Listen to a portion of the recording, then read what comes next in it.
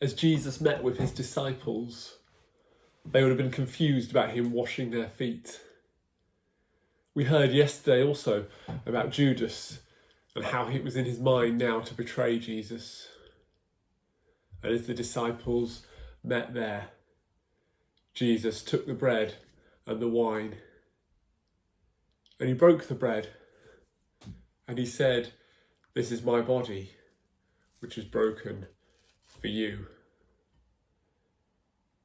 He poured out the wine and said, "This is my blood, which will be shed for you."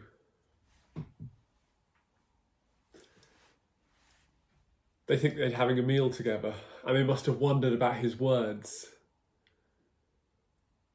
But also, the atmosphere changes even more when Jesus says that one of them will betray him.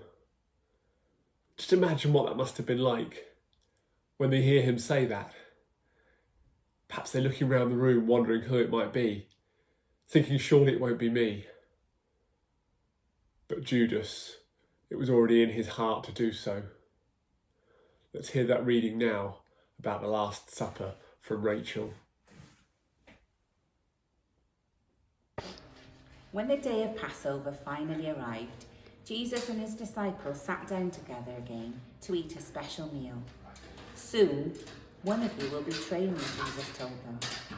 The disciples were shocked, all except for Judas. "Who will it be?" they asked.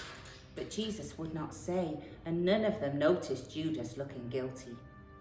Jesus blessed the bread by saying a prayer. Then he broke it into pieces and handed it to his disciples. "This bread is like my body, which will be broken," he said. "Please eat it."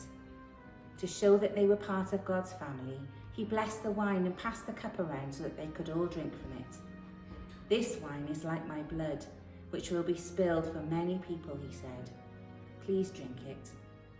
As they ate and they drank, Jesus watched his disciples with sadness in his heart. "Eat and drink to remember me," he said. "We won't have another meal together again until we are in God's kingdom." Perhaps the rest of the meal was very different once Jesus had explained that someone was going to betray him. But what we remember there as he broke the bread, as the wine was poured out, and it's what we remember when we come to communion.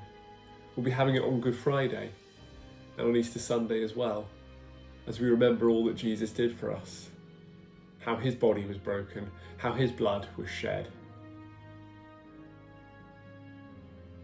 We can remember and we can give thanks. And the disciples must have felt very uncomfortable at that point.